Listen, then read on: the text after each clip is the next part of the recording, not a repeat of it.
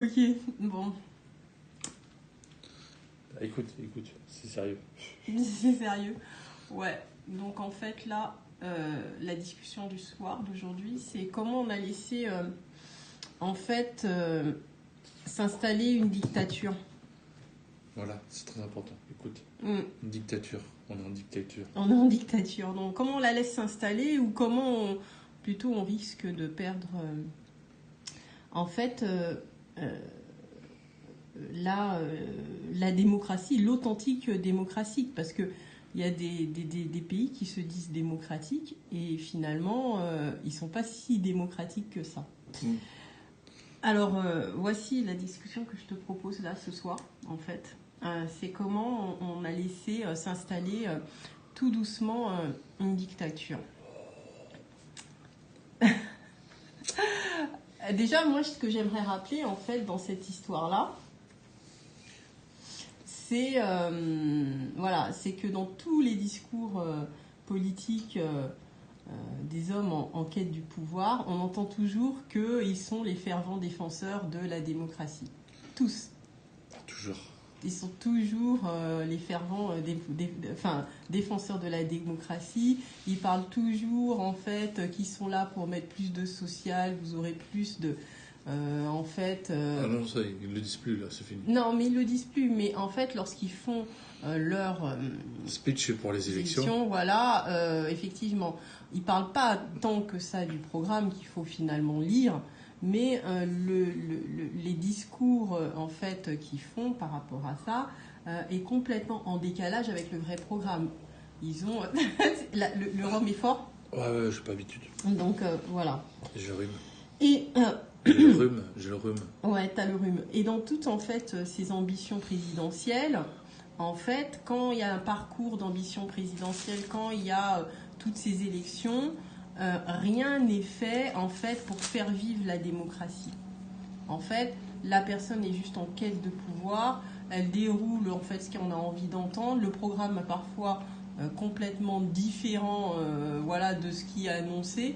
Et dans le discours de l'homme politique qui est en quête du pouvoir, puisqu'il veut séduire les gens. Et en fait, ces ambitions présidentielles, ils ne font pas vivre le peuple, ils ne font pas vivre la démocratie. On est concentré sur quelque chose qui n'a rien à voir en fait avec la vraie politique et les réels problèmes du moment. Ils nous promettent en fait de régler les problèmes après, mais ne font rien dans l'instant pour pouvoir les régler. Je suis d'accord. Et moi, je pense aussi qu'en parallèle, ils ont développé la pensée unique pour éviter de penser à de nouvelles possibilités. Nous enfermer dans une pensée. Ouais, sûrement, quoi. La pensée unique. Donc, voilà. Et c'est ça qui est quand même... moi, j'ai envie de... Par rapport à ça, on pourrait prendre l'exemple de plein de pays, mais si on parle juste de la France, en fait, et j'en parle depuis un bon moment par rapport... Et je répète toujours les mêmes choses ou les mêmes mots. Et en fait, quand je parle du dérèglement de nos institutions, du dérèglement du fonctionnement des institutions, je pense que voilà, c'est ça qui a perturbé la stabilité du socle en fait de la démocratie en France. À partir du moment où tous les organes des institutions de l'organisation de la vie politique ou même de la gestion de la France ont été déréglés, ben, effectivement, on n'est plus en démocratie. Je m'explique et tu me diras ce que toi tu en penses. La première chose, en fait, pour moi, c'est l'Europe. L'Europe, en fait, qui donne des directives qui ne sont pas forcément compatibles, là, aujourd'hui, avec notre propre fonctionnement ici en France. Et les directives qui sont données par l'Europe et qui sont appliquées en fait dans notre vie quotidienne et que nos politiques tentent à appliquer, ne fait pas vivre la démocratie, puisque c'est une directive. Bah, l'Europe, c'est un système pour uniformiser encore. Voilà. Ne prend pas en compte les spécificités culturelles, géographiques et temporelles.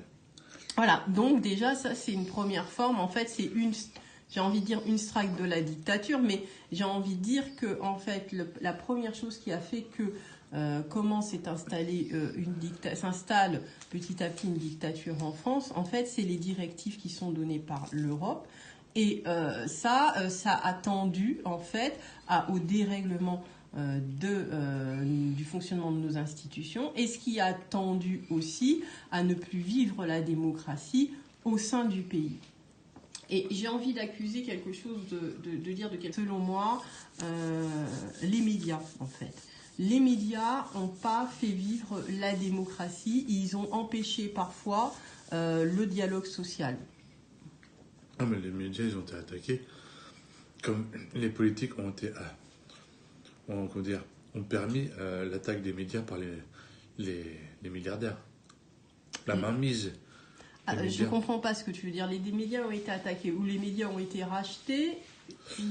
La politique a permis aux milliardaires d'être propriétaires de pratiquement la plupart des médias, et qui ensuite a permis de faire une sélection naturelle des pensées dans les médias. Donc, pour garder son emploi, faut suivre la pensée du patron. D'accord. Pour qu'un journaliste garde son emploi, voilà, c'est ce que tu dis. Ok, il faut. Donc, les politiques n'ont pas garanti la liberté de la presse pour avoir au lieu d'avoir un contre-pouvoir, un outil de manipulation. D'accord, ok. En développant un contre-pouvoir, un outil de manipulation de pensée unique. Ouais, mais est-ce que tu penses que le média doit être un outil de contre-pouvoir ? Moi, je le pense pas. En fait, le média, ça doit pas être un contre-pouvoir. En tout cas, moi, c'est ce qu'on m'a vendu à l'école. Oui, mais le média, c'est pas un contre-pouvoir. Il est là, en fait, si ça peut être un filtre entre une information et entre le peuple et le politique, oui. Mais pour moi, le fait que le média devienne un contre-pouvoir ou est un contre-pouvoir, ça empêche de faire vivre la démocratie. Je vais m'expliquer plus tard pourquoi je dis ça. Peut-être que c'était un mensonge pour bien manipuler les gens, pour faire croire que on est en démocratie en utilisant cet argument. Ok. Et je pense pas que les médias, en faisant la pluie et le beau temps, en fait, ont pu rendre la parole au peuple, à mon avis. Donc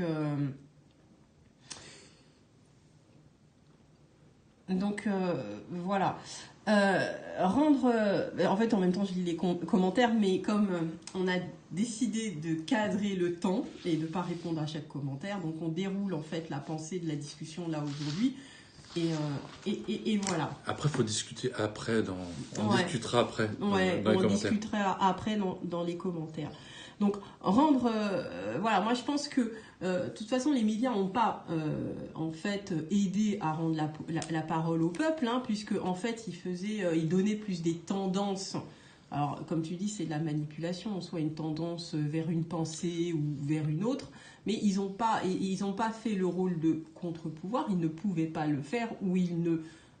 Et même, je trouve que c'est pas leur rôle, mais voilà. Oui, non, mais je parle pas.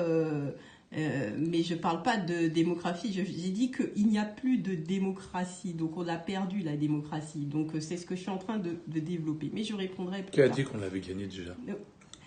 Est-ce qu'on l'a déjà vraiment gagné, cette démocratie ? Un jour, on se targue de la Révolution française 1789, mais finalement 1789 c'est quoi ? Oui, ça a été un soulèvement. Mais est-ce qu'on a réellement... est-ce qu'elle a vraiment vécu à un moment et est-ce qu'on l'a vraiment fait vivre après si quand bien même elle était là, est-ce que justement on l'a entretenue depuis justement cette fameuse révolution. C'est aussi la question et si elle a vécu, aujourd'hui elle n'est plus ou elle tend à ne plus l'être. Ou a-t-elle été sujette de hasard, de conflits, de l'oligarchie, qui a permis peut-être à Jean Jaurès et à d'autres dans le passé de faire des avancées des avancées, sociales. Des avancées sociales. Donc, sont-ils des erreurs de parcours par rapport Voilà. Donc, en fait, nous, on parle de démocratie peut-être aujourd'hui par rapport à des avancées sociales qui sont en fait juste le fait de l'histoire, finalement, par rapport à un soulèvement à un moment donné. Et après, on dit, c'est la démocratie. Mais c'est pas de ça dont je voulais parler. Ah bon. Mais donc voilà. Moi, je dis que, de toute façon, les hommes politiques en quête de pouvoir, en fait, leur objectif, c'est pas de faire la démocratie. Ça n'a jamais été, en fait, de faire de la démocratie, parce que pas à pas, en fait, ces gens qui recherchent le pouvoir, ils sont pas dans le dialogue social. Ils sont dans le dialogue pour eux-mêmes, en fait. C'est-à-dire, ils sont dans la carrière. Voilà, ils sont dans la carrière. Ils sont carriéristes. Ils ont fait une école et ils ont une carrière. Voilà, c'est exactement ça. Et en fait, petit à petit, on a vu justement ces nouveaux hommes du pouvoir qui arrivent en fait à la tête de l'État. Et c'est pour ça que je dis comment nous on est arrivé en fait à perdre notre démocratie, parce que c'est nous-mêmes qui avons élu en fait ces hommes de pouvoir. C'est-à-dire qu'ils n'ont pas besoin de faire une grosse révolution et pour capter tout le pouvoir. En fait, ils vont passer tout simplement par les urnes. La communication voilà. Et les urnes. Et par des discours édulcorés, tout simplement, avec des consonances à réclame qui ont l'air de réclame publicitaire, parfaitement canalisées, où chaque mot, en fait, va susciter une émotion. Quand on regarde, par exemple, à chaque fois, La République en marche, tous ces mots, en fait, en marche, pour Macron, c'était en marche, mais tout le monde c'était en marche, mais en marche vers quoi, finalement? C'était pas en marche vers plus de démocratie, plus d'égalité sociale et ce genre de choses. C'était peut-être en marche vers la dictature. Non, mais je plaisante, mais Pétain, c'était pas en marche aussi? Je ne sais plus. Donc, voilà. Hollande, c'était le mouvement. Voilà, le mouvement, en marche et tout ça. Mais en marche vers quoi? Donc, voilà. Et bon, pour celui du Front National, je sais même plus ce que c'était, mais voilà. Ils ont tous leur slogan publicitaire. Ça suscite pour tout le monde une émotion. Et ces slogans publicitaires, ils font soit un clivage, soit une adhésion. Donc finalement, c'est ce qui suscite, c'est ce qu'ils font en fait ces gens-là. Et les électeurs votent contre des partis pris finalement. Voilà, et au travers des médias. Les médias, en fait, ils font juste la mise en scène de tout ça. Et finalement, ils font aussi la mise en scène de l'ascension d'un homme qui n'agira pas pour le bien commun, finalement, ces gens-là. Ils n'agiront pas pour le bien commun. Ils vont agir pour eux-mêmes, pour mettre en place un dessein ou des intérêts propres par rapport à un petit groupe, mais ça a toujours été ça. Tu veux dire un leader qui placerait ces gens qui ont travaillé pour lui, qui ont été viables, serviables pour lui? Oui, c'est ça. Après, c'est les placements, comme ils font les placements des personnes Exactement. À la télé. Exactement. Dans l'armée, la police. C'est ça. C'est exactement ça. Et dans les institutions, quoi. Exactement, parce que si les hommes politiques qu'on a élus depuis des années travaillaient vraiment pour la démocratie, mais ils sont pas fous, parce que s'ils travaillaient vraiment pour la démocratie, ces gens-là, en fait, ça leur demanderait de l'engagement, du dialogue, des concessions, et c'est vraiment du travail. Mais en fait, les hommes politiques actuels, ils n'ont pas envie de ça. Et ils savent pertinemment qu'à partir du moment, parce que je parle de ça à l'heure du grand débat aujourd'hui, le grand débat, qui soi-disant est un discours, mais il y a encore un filtre. Il parle avec les maires, il ne parle pas avec le peuple directement. Et en fait, le grand débat, c'est juste une mise en scène. Parce que si aujourd'hui, je lis les commentaires en même temps, ça me fait rire, mais si vraiment aujourd'hui, il y aurait un vrai débat, en fait, politique entre le président et son peuple, eh ben, il serait obligé de faire des concessions, alors même qu'il a dit qu'il ne ferait pas de concessions. Et il est sûr qu'il y aurait des défaites, mais il n'a pas envie de défaites par rapport à son programme politique, puisqu'il a bien dit qu'il appliquerait tout. Donc, ces gens-là qu'on a laissé accéder au pouvoir, en fait, ce sont des hommes politiques qui ne sont pas, en fait, pour l'intérêt commun. Ils sont là pour un objectif qui, nous, en fait, peut-être ne nous intéresse pas. Et... Ah, mais Macron, lui, je crois qu'il a un pied à terre maintenant dans la maison Rothschild. C'est c'est pratiquement au niveau des... Ouais, il a un pied dans la maison Rothschild, mais Rothschild, encore, j'ai envie de dire, voilà, c'est le nom qui est sorti là aujourd'hui. Mais c'est intéressant que tu dises ça, parce que Macron, lui, il est arrivé, voilà, c'est un inconnu de nulle part, mais j'ai eu l'impression que, en fait, l'objectif de l'ascension de cette personne, hein, en fait, et même ça a été la vérité pour les autres hommes politiques qui ont gouverné la France, puisqu'on parlait de partis et ce genre de choses. Et les politiques, les hommes politiques qui sont là actuellement en France et qui dirigent la France, ils dirigent la France, ils ne font pas vraiment de politique en fait. Ils dirigent la France comme si on dirigeait une entreprise familiale. Et c'est encore plus visible avec Macron, puisque finalement... En Marche, c'est une entreprise familiale. C'est une entreprise familiale.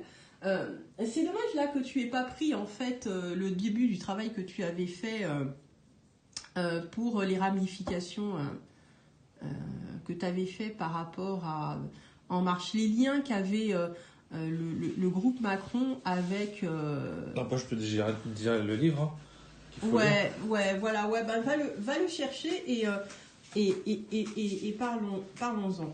Pendant que tu fais ça, ben oui, c'est du racket organisé pour les privilèges et on réveillez-vous. Oui, ben c'est du racket organisé, mais on est en train d'en parler. Donc, alors, le crépuscule par Jean Branco. Ouais, tu peux montrer le truc là à la caméra là. Ouais, voilà. Donc en gros, accessible depuis son compte Twitter. Ouais, voilà. Donc, on vous propose de lire ça, le crépuscule de Jean Branco. Donc, effectivement, on n'est pas contre les gilets jaunes, on est en train de discuter, de faire une discussion. Donc, forcément, lorsqu'on parle de choses, il y a des choses qui sont... qu'il y a des gens qui n'ont pas envie d'entendre. Je ne suis pas en train de faire l'apologie du gouvernement actuel, je ne fais pas l'apologie d'anciens gouvernements. Je suis juste en train de débattre. Donc, ce que je disais aujourd'hui, la France, en fait, avec voilà, montre Alors, comment ça s'appelle ce que tu as fait Ah, ça c'est l'application Mind. C'est comme un peu. Ouais. Alors avec l'application Mind, voilà. Je m'amuse à faire les liens d'interaction qu'il y a entre Macron et les milliardaires et les journalistes. Voilà. Qui est indiqué dans l'ouvrage, juste pour visualiser les liens de pouvoir. D'accord. Et donc, qu'est-ce qu'on lit sur ton truc? Attends, j'ai pas... fixé. J'ai pas fixé le truc, quoi. Ok, donc en fait, là, tu as pas fini de faire ton... Là, c'est une partie que tu vois, mais de l'autre côté, il y a quoi? Oh, il n'y a rien pour l'instant. D'accord. Donc là, en fait, justement, comme je disais, c'est... la politique aujourd'hui, en fait, elle est, ce que j'imaginais, hein, elle est dirigée comme une entreprise familiale avec des directifs et des donneurs d'ordre. Alors donc pour l'instant, en fait, tu as fait juste les ramifications au niveau... sur la dizaine première page, il faut que je continue. Ouais, au niveau médiatique, ce que je vois, en fait, c'est au niveau médiatique. Maintenant, il faut faire la ramification de l'autre côté par rapport aux donneurs d'ordre. C'est ce que je vois. Hein. On verra de ce que je lis. Hein. Donc voilà. Et justement, ce niveau, tout ce qui est médiatique, ce contre-pouvoir soi-disant qui aurait pu être un contre-pouvoir pour dénoncer ce qui ne va pas, aujourd'hui, en fait, les médias travaille plus pour ne plus faire la démocratie. Ben oui, mais Guéant, ministre de l'Intérieur, 100 000 € la semaine, rééligible tous les ans. Mais justement, ça, c'est un dérèglement de nos institutions. C'est ce que je me... Ils ont voté beaucoup de choses entre eux. Voilà, tu as à dire. Et en fait, ils ont installé des choses ou installé un groupe qui a voulu faire sa sauce au sein de la politique française. Bon, donc, ce sont des gens qui étaient qui sont affamés de pouvoir. Donc, finalement, la politique française, avant l'arrivée de Macron, et c'est pour ça que ça lui a permis d'arriver, et la République en marche et tout ça, avant ça, c'était juste un... Oui, donc voilà, qu'est-ce que tu voulais dire? Cette application Gilets jaunes qui a l'air d'être sympa à suivre. D'accord, attends, et parle-moi-en un petit peu. Ah non, je connais pas, c'est les groupes qui partagent. D'accord, donc là c'est une application Gilets jaunes et elle sert à quoi? Bah pour ceux qui soutiennent et ceux qui participent et pour les hébergements, covoiturage, faire du soutien logistique et tout ça. D'accord, ok. On a parlé la dernière fois. Non, continue. Ouais. Je demande vite fait des trucs.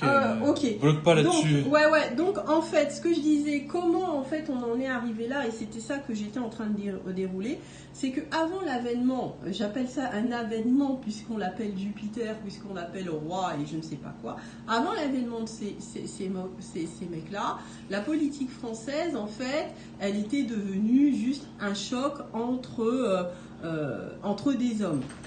Et pour réguler ça, alors ça a été sous Nicolas Sarkozy, en fait, lui, il a inventé un truc qui nous a tous mis le nez, en fait, dans la merde, moi je dis ça, au lieu de parler des réels problèmes de la France et de regarder le fond, si nos institutions fonctionnaient bien, si la démocratie, elle était toujours en place, il a créé les élections des primaires dans son parti politique. Rappelle-toi, quand il y avait un combat pour qui allait se présenter à la présidentielle, ils ont fait des primaires. Et la gauche s'est engouffrée là-dedans, au lieu de faire... Non, c'est la gauche qui a fait les primaires, après c'est la droite. Non, Sarkozy avait proposé la droite. Mais je te rappelle que quand même Sarkozy était à gauche pour après passer à droite. Il était à gauche, lui. Oui, il était à gauche avant de... Mais oui, les gens, ils se réveillent maintenant, mais tout ça, ça dure longtemps, et c'est ce que je suis en train d'expliquer. Oui, Sarkozy était à gauche, et après, il est passé à droite. Il était sous Chirac. Chirac, il était de droite? Non, encore avant, il était à gauche, et il avait déjà lancé ses idées là-dedans, en fait. Et donc, le truc, ils ont fait des élections de primaires, en fait. Chaque parti politique faisaient leurs élections primaires, ça occupait l'espace médiatique pendant des semaines, et après les primaires, qu'est-ce qu'on fait? On assistait en fait à l'affrontement pour justement les premiers tours des élections pour la présidentielle. Donc en gros, les gens qu'on a portés, qu'on garde depuis 40 ans au pouvoir, ils ont occupé l'espace médiatique politique à ne rien faire. Sinon qu'à entretenir, en fait, leur place, sans rien faire, sans les intérêts du peuple, les intérêts des Français par rapport à l'Europe et ce genre de choses. Ouais, ok, et après? Donc, voilà. Finalement, on a juste assisté pendant un certain nombre d'années à des querelles intestines, à des malversations, à des faits divers politiques, parce que voilà, je révèle un petit truc, comme ça fait dégager l'autre, comme ça moi je peux prendre sa place et ce genre de choses. Et ils n'ont pas les mêmes soutiens selon les milliardaires qui avant, quand exactement. Ils étaient gauche ou droite. Et tout ce micmac politique a permis, en fait, par le biais des médias, à l'avènement d'un parfait inconnu qu'on a aujourd'hui à la tête du pays, qui est maintenant connu, c'est Emmanuel Macron. Il a profité justement de la guerre entre Fillon et l'autre et blabla pour pouvoir en fait capter le pouvoir. Donc voilà. Et cette personne n'a pas d'appétence en fait pour la politique. Il n'a pas d'appétence non plus pour défendre la démocratie. Bah, c'est pas lui-même, hein. C'est des gens qui ont réfléchi avant. Oui. Qui ont vu le profil du gars, qui l'ont ramené, ils l'ont formaté, ils l'ont poussé. Et j'y viens tout doucement. D'accord, ah ouais, mais mince. Accélère. Donc, excuse-moi. Mais quoi? Donc, alors, donc, lors des dernières présidentielles, en fait, on a tous été coupables, plus ou moins, même ceux qui se sont abstenus, en fait, de la captation du pouvoir par une personne qui va justement mettre en place une nouvelle forme de dictature. Il existe plusieurs formes de dictature. La dictature a toujours existé, mais elle a plusieurs formes. Donc une nouvelle forme de dictature majoritairement droitisée. Pourquoi je dis ça? C'est pour plaire au plus grand nombre, parce qu'en fait on va retrouver quoi dans les En Marche? On va...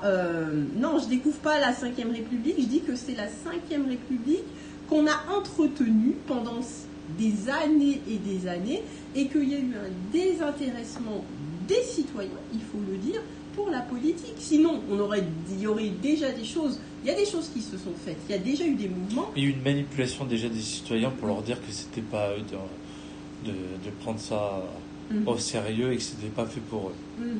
Ça a été déjà fait dans l'école, déjà quand on l'a mise en place de l'école. Ouais. Tu écoutes le maître et tu répètes. Et donc, tu n'es pas capable. Il y a des gens qui sont faits pour ça. Et ces gens qui sont faits pour ça sont débrouillés, qui sont dans des écoles. Et après, vouloir toujours rester dans le commun pour être aimé, quoi. Ouais, là j'ai fait une petite coupure par rapport à ce que je dis, parce qu'il y a quelqu'un qui disait que non, je suis pas d'accord, les citoyens sont tous politisés. Qu'est-ce que tu en penses quand on dit quelque chose comme ça? Est-ce que tous les citoyens sont politisés? Normalement, tout ce qu'on dit, ce qu'on fait peut être est politisable. Comme tous les choix, normalement, on a le choix de faire beaucoup de choses. Mais quand tu cèdes ta voix à quelqu'un d'autre et tu laisses faire, tu développes plus de conscience, donc tu n'es plus politisé, tu subis. À part vouloir consommer ou faire ce qu'il y a, reproduire les envies qu'on te propose, tu fais plus grand chose.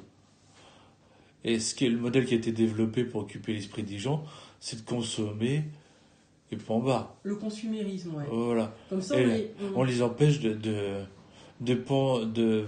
faire penser et faire de la politique et de se dire qu'il y a d'autres possibilités et d'autres avenirs, du moins de vrais buts pour l'homme. Mais ce qu'il y a aussi, alors la consommation, c'est une chose. C'est une forme pour ne plus penser ou ce genre de choses.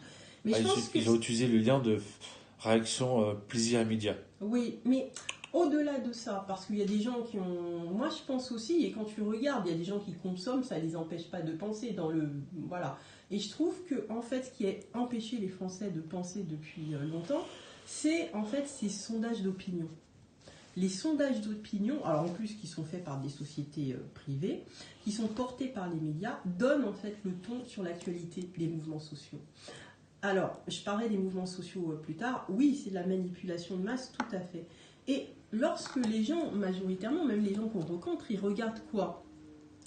Oui, voilà, exactement, c'est ce que j'ai dit tout à l'heure. Ils votent plus pour un jeune, puisqu'on n'assistait qu'à des combats d'hommes.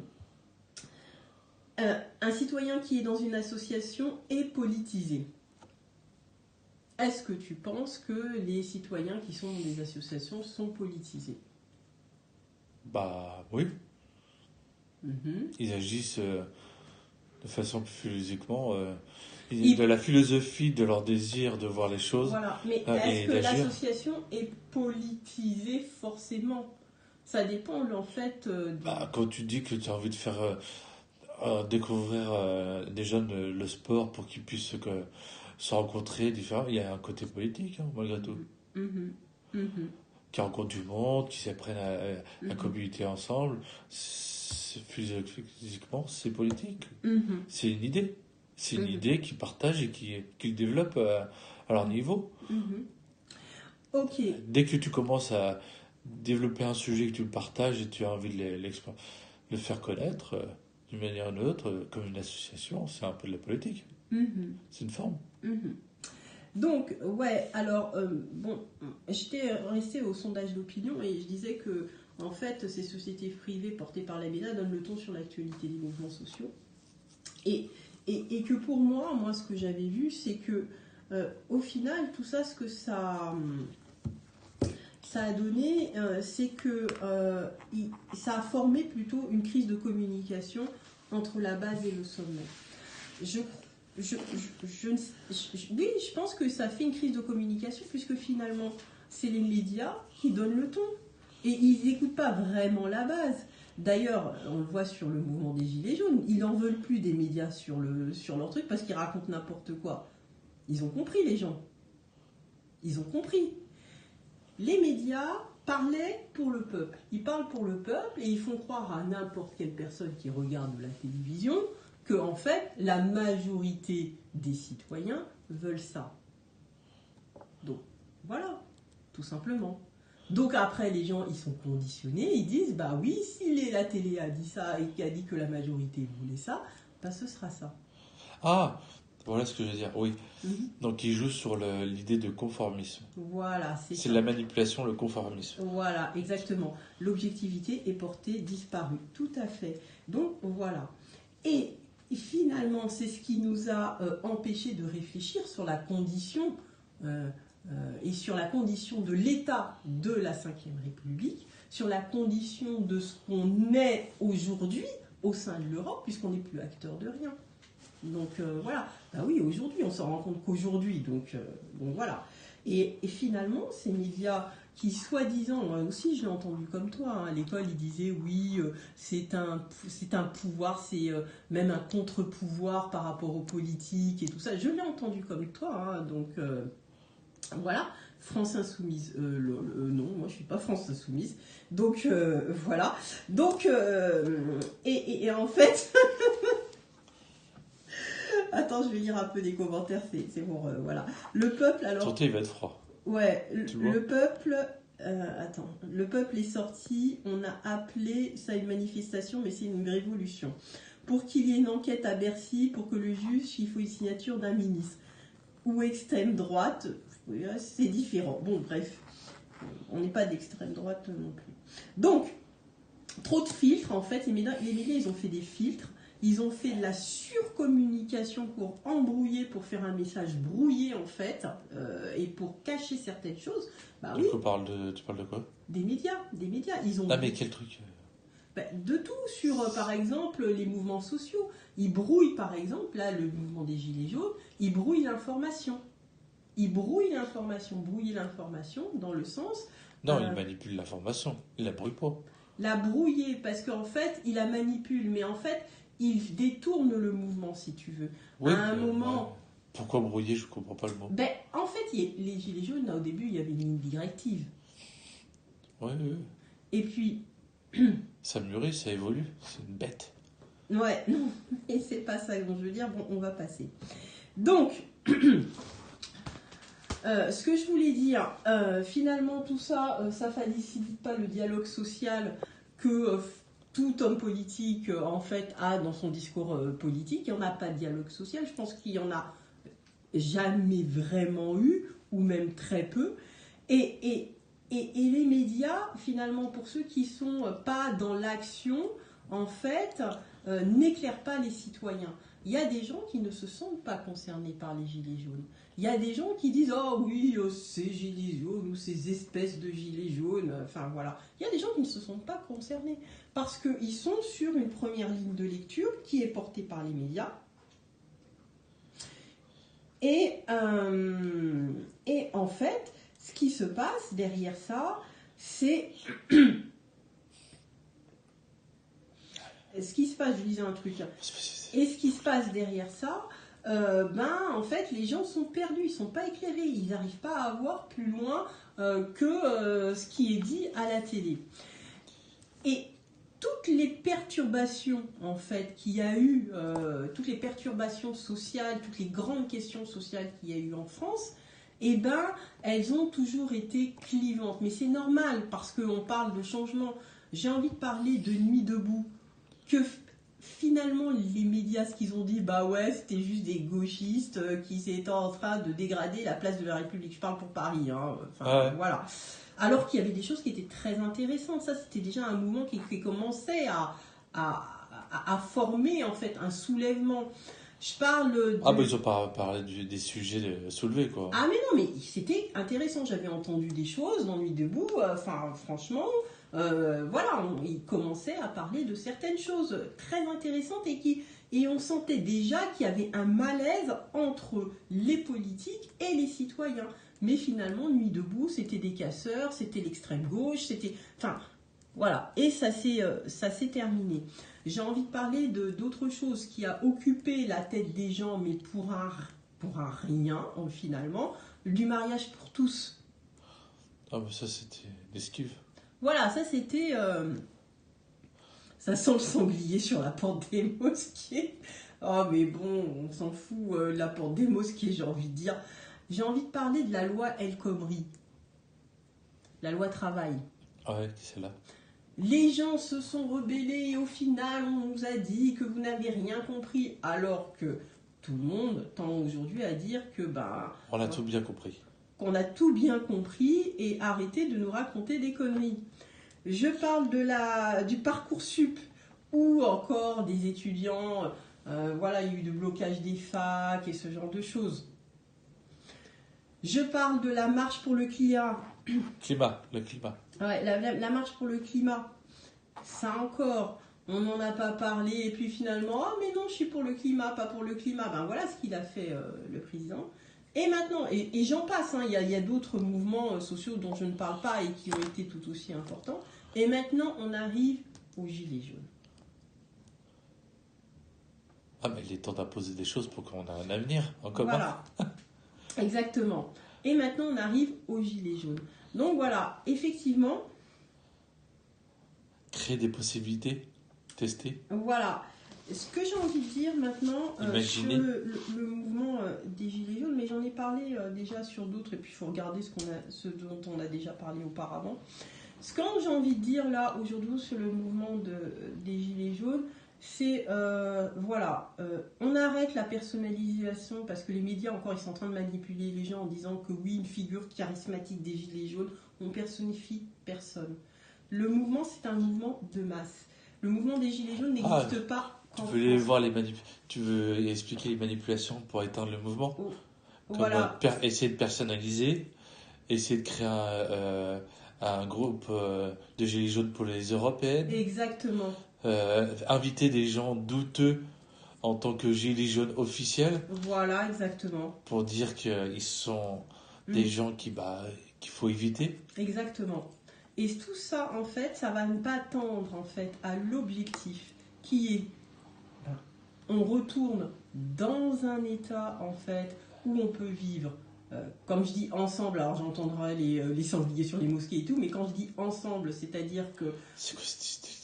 Non, mais c'est quelqu'un qui a écrit ça, quoi. Donc voilà. Mais en fait, qu'on puisse vivre ensemble, c'est-à-dire qu'il n'y ait pas une caste en haut et puis toute la fange en bas. Donc on puisse vivre tous ensemble. Celui qui a envie de travailler, qui a envie de créer son entreprise, voilà. Celui qui veut faire de la politique, qu'il la fasse correctement pour qu'on puisse vivre ensemble.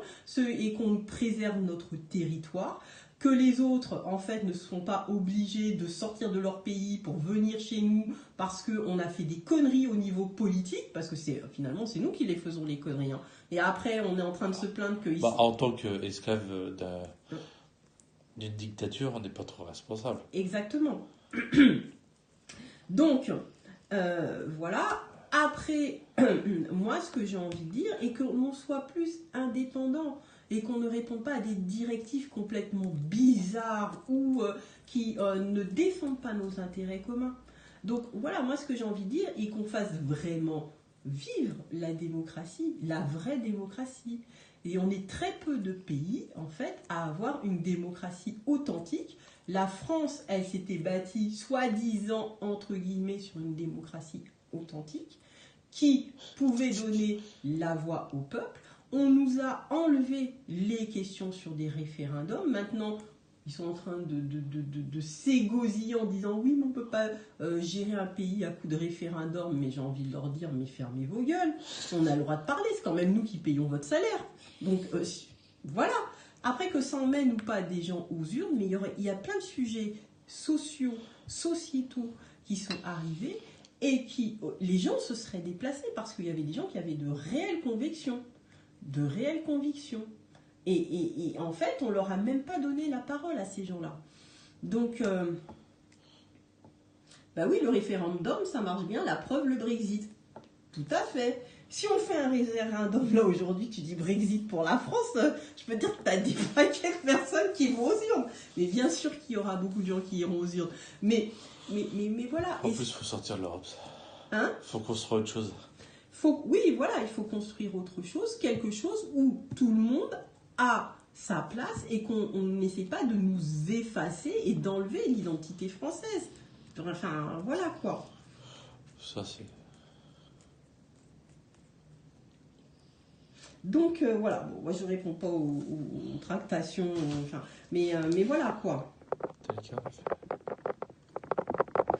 Donc, voilà, moi j'ai envie de dire, c'était juste ça, en fait, c'était l'éclairage par rapport au mouvement, et j'ai parlé d'autres choses, hein, mais... la manipulation pour arriver à une dictature. Voilà, de la manipulation. La manipulation pour arriver à la dictature, c'est quelque chose qui s'est fait tout doucement. Elle s'est fait tout doucement déjà par le fait que... en fait, la politique n'a jamais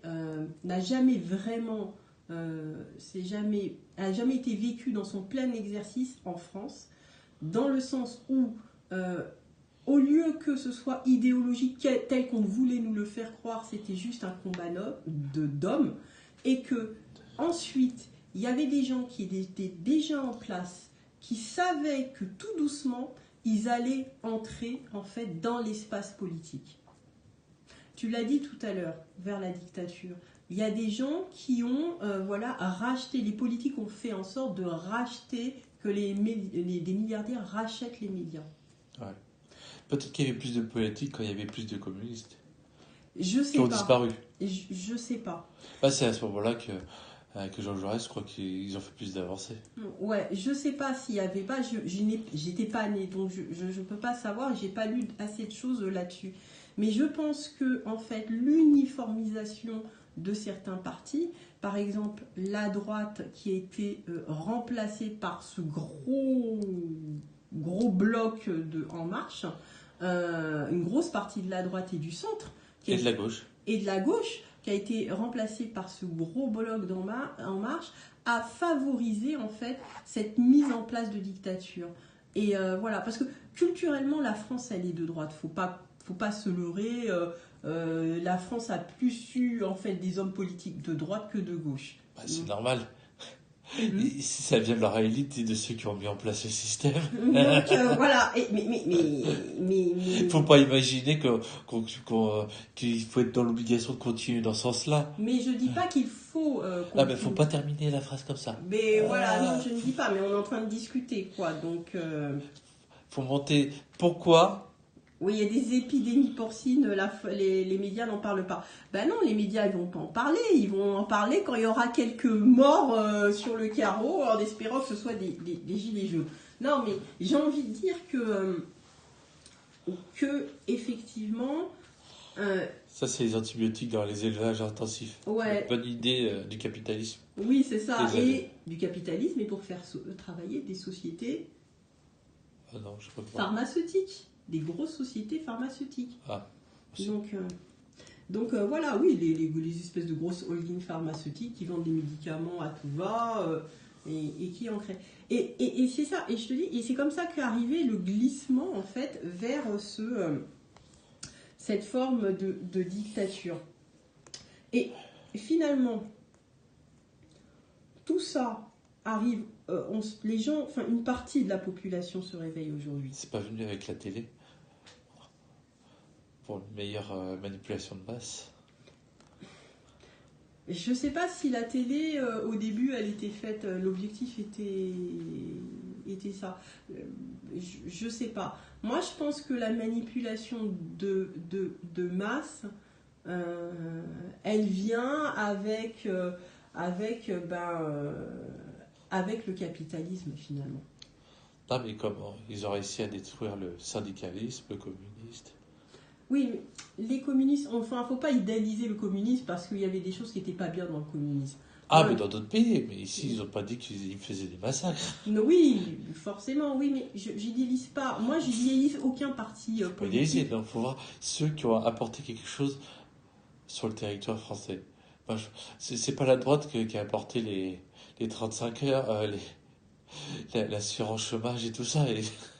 Oui, mais on est d'accord, mais tout ça, c'est pas ça. Mais je te dis, justement, c'est que ce qui a imposé une nouvelle forme de dictature, c'est justement le capitalisme libéral, finalement. Comment il l'a attaqué, comment ils ont attaqué, comment ils sont attaqués, comment ils sont rentrés, tout doucement. Justement, tu en as parlé tout à l'heure, en rachetant les médias. En achetant les médias, ils pouvaient manipuler en fait les hommes politiques qui portaient jusqu'au pouvoir.